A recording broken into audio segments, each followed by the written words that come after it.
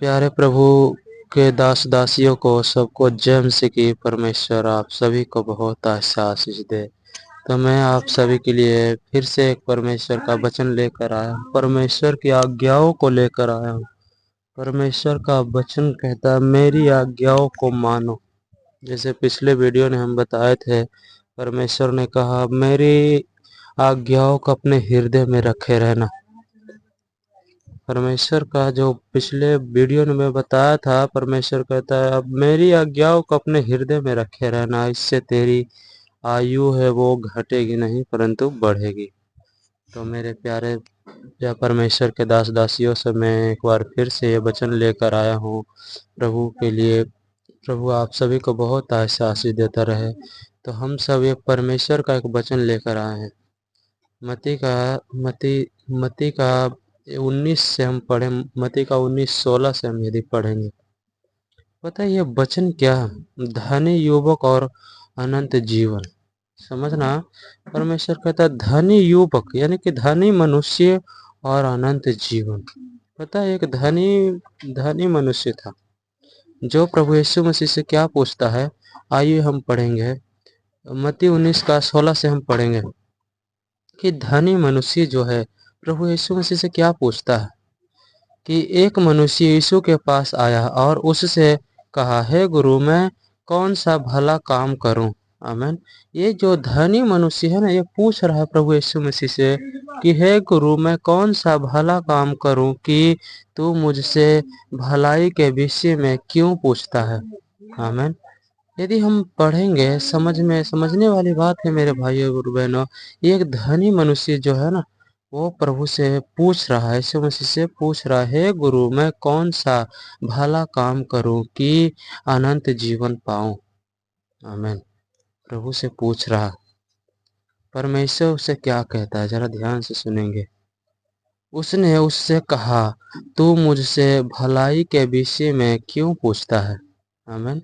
प्रभु यीशु ने उससे कहा, तू मुझसे भलाई के विषय में क्यों पूछता है, भला तो एक ही है। आमीन। परमेश्वर कहता भला तो एक ही है, पर यदि तू जीवन में प्रवेश करना चाहता है तो आज्ञाओं को माना कर। आमीन। परमेश्वर कहते यदि तू जीवन को, अनंत जीवन को पाना चाहता है ना, परमेश्वर कहता है तू मेरी आज्ञाओं को क्या कर, माना कर। अभी इसमें परमेश्वर की आज्ञाएं क्या है यदि हम सुनेंगे और समझेंगे कि परमेश्वर कहता है मेरी आज्ञाओं को माना कर, ये परमेश्वर की आज्ञा क्या है। उसने उससे कहा कौन सी आज्ञा है। वो पूछ रहा है, धनी व्यक्ति वो पूछ रहा है कि कौन सी आज्ञाएं हैं जो तू मुझे मानने के लिए कह रहा है। यीशु ने कहा ये कि हत्या ना करना। आमीन। हत्या ना करने का मतलब समझते हैं मेरे भाई और बहन। हत्या मतलब यही नहीं कि हम इंसान की हत्या करें। पता है हत्या हत्या होता है चाहे हम किसी भी चीज का करें। पता है किसी के विश्वास का हम हत्या कर देते हैं, पता ही होगा ना। किसी के विश्वास की हत्या कर देते हैं, किसी की उम्मीदों की हत्या कर देते हैं, किसी की भलाइयों की हत्या हम कर देते हैं। जैसे कि अगला मनुष्य हमसे भलाई कर रहा है और हम उसके बदले क्या कर रहे हैं, बुराई कर रहे हैं। मेरे भाई और बहनों ये भी एक हत्या ही है। परमेश्वर कहता हत्या ना करना। और हत्या का मतलब सिर्फ यही नहीं, इंसान की मौत ही नहीं होता। हत्या बहुत किस्म का होता है। पता है किसी जीव जंतुओं को मार डालना। मैं ये नहीं कह रहा कि परमेश्वर हमें जीव जंतुओं को खाने की चीज को जो मना नहीं कर रहा। पता है हत्या मतलब कि किसी के विश्वासों को गला घोट देना, वो भी एक हत्या है। किसी के चेहरे की मुस्कुराहटों को छीन लेना, वो भी एक हत्या है।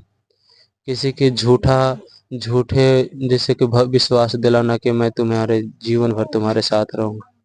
परमेश्वर कहते वो भी एक हत्या ही है। परमेश्वर कहता हत्या ना करना। और आगे क्या लिखा है, व्यभिचार ना करना।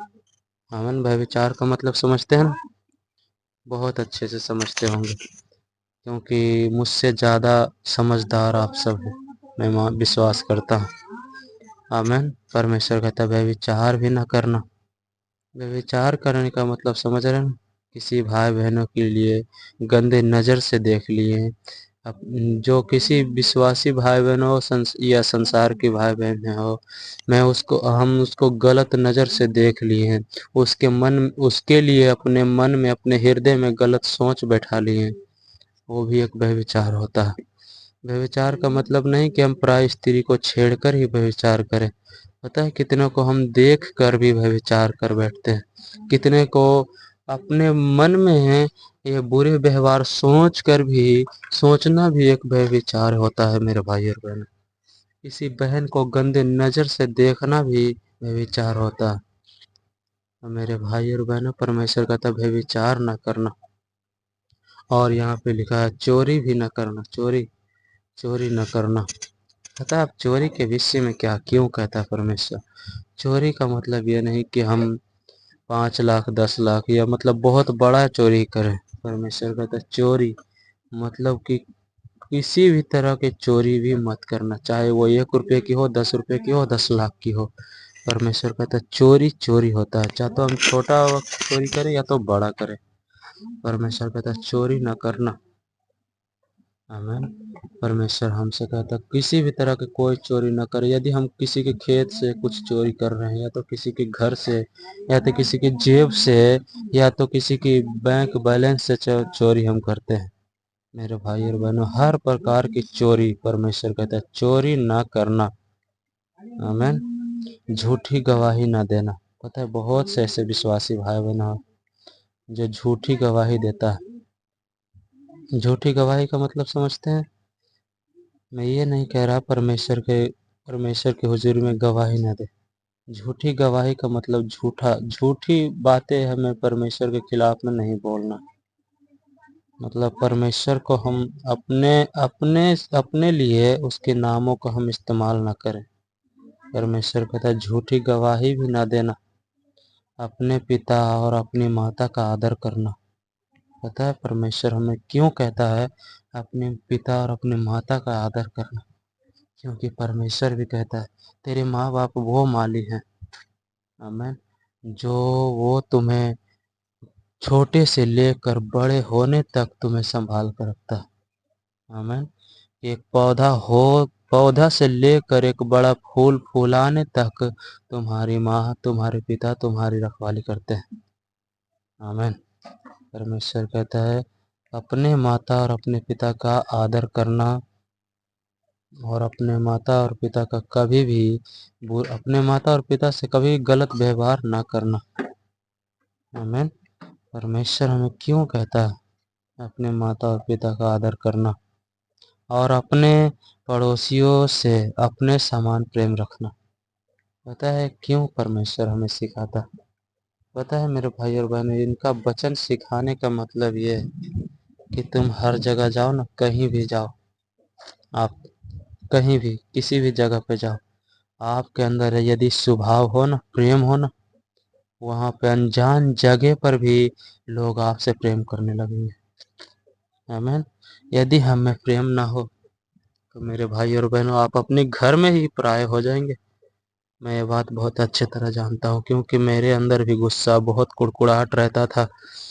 लेकिन जब से मैं परमेश्वर को जाना हूँ मेरे भाई और बहनों, मेरे अंदर भी एक स्वभाव आया। परमेश्वर ने एक स्वभाव को डाला, और हमारे अंदर से धीरे धीरे कर कर हर उन शब्दों को निकाल दिया परमेश्वर ने जिसकी जरूरत हमारे अंदर नहीं थी। आमीन। परमेश्वर कहता है अपने पड़ोसियों से अपने समान प्रेम रखना। यदि हम कई बार होता ना कि अनजान जगह पे जाते हैं जहाँ हमें कोई नहीं जानता, ना हम किसी को जानते हैं, यदि हमारा स्वभाव अच्छा हो ना, तो वहाँ का लोग हमें पहचानने में बिल्कुल भी टाइम नहीं लगेगा। तो मेरे भाई और बहन, इसीलिए परमेश्वर कहता है अपने पड़ोसी से अपने समान प्रेम रखना। उस उस जवान के उससे उस हालेलुया, परमेश्वर ने, प्रभु यीशु मसीह ने उससे कहा, उस जवान के उससे कहा इन सब को तो मैं माना है। हालेलुया। पता है उस जवान जिसने पूछा था ना, धनी इंसान जो था, वो पूछा था परमेश्वर से ना कि मैं क्या करूं कि मैं अनंत जीवन पाऊं। जब ये सब परमेश्वर ने उसे बताया तो उसने पता है क्या कहा, मैं ये सब तो बचपन से ही मानता आया हूँ। हालेलुया।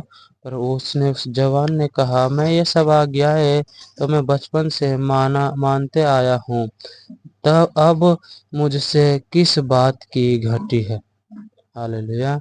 वो कहता है मैं इस सब आज्ञाओं को बचपन से मानता आया हूँ, तो अब मुझसे क्या बात की घटी है।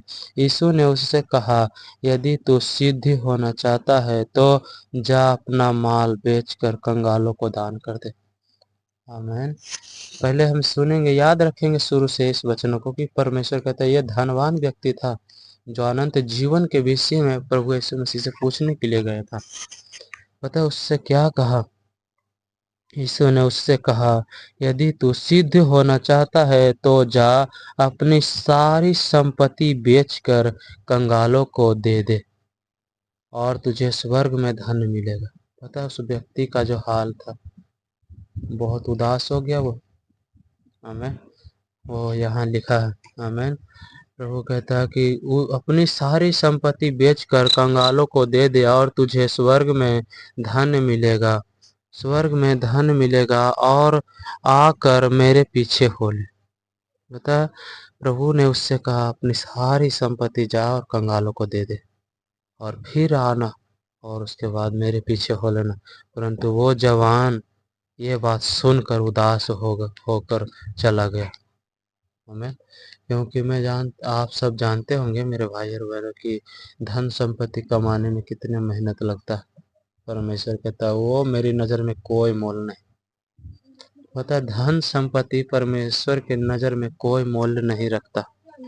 इसीलिए परमेश्वर ने, प्रभु यीशु मसीह ने उससे कहा अपनी सारी संपत्ति कंगालों को दे दे और उसके बीच में और फिर मेरे पीछे हो ले। पता उस व्यक्ति जो वो था वो क्या हो गया, ये बातें सुना तो उसके पैरों से जमीन खिसक गई। उसने कहा कि मैंने इतना मेहनत से मैंने कमाया है और अपनी सारी संपत्ति एक झटके में कंगालों को दे दूं। आमीन। आप सभी सोच कर देखिए मेरे भाई और बहनों कि आप बहुत मेहनत से साल भर या महीने में ही 10-15-20 हज़ार कमाते हैं। यदि वो सारा पैसा किसी इंसान को आप एक ही झटके में दे दो, आपको कैसा महसूस होगा? उसी तरह इस व्यक्ति को भी बहुत बड़ा झटका लगा और अपने आप में उदास होकर चला गया। तब यीशु ने अपने चेलों से कहा, मैं तुमसे सच कहता हूँ कि धनवान का स्वर्ग के राज्य में प्रवेश करना कठिन है। आमीन। कि धनवान व्यक्ति को परमेश्वर के राज्य में प्रवेश करना कठिन है।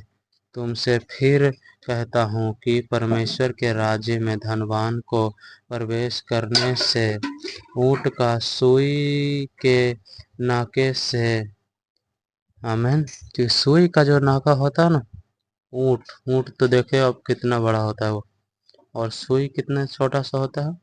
सुई बहुत से छोटे से होते हैं। परमेश्वर कहता है ऊँट को सुई के नाके से पास होना संभव है, लेकिन धनवान व्यक्ति को परमेश्वर के राज्य में प्रवेश होना उतना ही कठिन है। आमीन। परमेश्वर कहता है जो धनवान है वो परमेश्वर के राज्य में प्रवेश नहीं हो सकता। इसीलिए उससे कहा अपनी सारी धन संपत्ति तू बेच कर कंगालों को दे दे। इससे क्या होगा कि तू परमेश्वर के राज्य में प्रवेश हो सकता है। हालेलुया। प्रभु इसीलिए उससे कहा कि अपनी सारी संपत्ति दे दे। उसके लिए परमेश्वर ने कहा तू स्वर्ग में तुझे बहुत धन मिलेगा। प्रभु यीशु मसीह आप सभी के लिए इसलिए कहता है कि इस धरती पे धन संपत्ति इकट्ठा ना करें, क्योंकि परमेश्वर का राज्य जो है ऐसे लोगों के लिए नहीं है जो धनवान है। हमें बस परमेश्वर के लिए धनवान बनना, परमेश्वर की नज़र में हमें धनवान बनना, धन संपत्ति से नहीं परंतु परमेश्वर की इच्छा से हमें धनवान बनना। तो मेरे भाई और बहनों, सभी भाई बहनों को जय मसीह की। इस वचनों के द्वारा प्रभु आप सभी को बहुत आशीष देता रहे। God bless you. आमीन।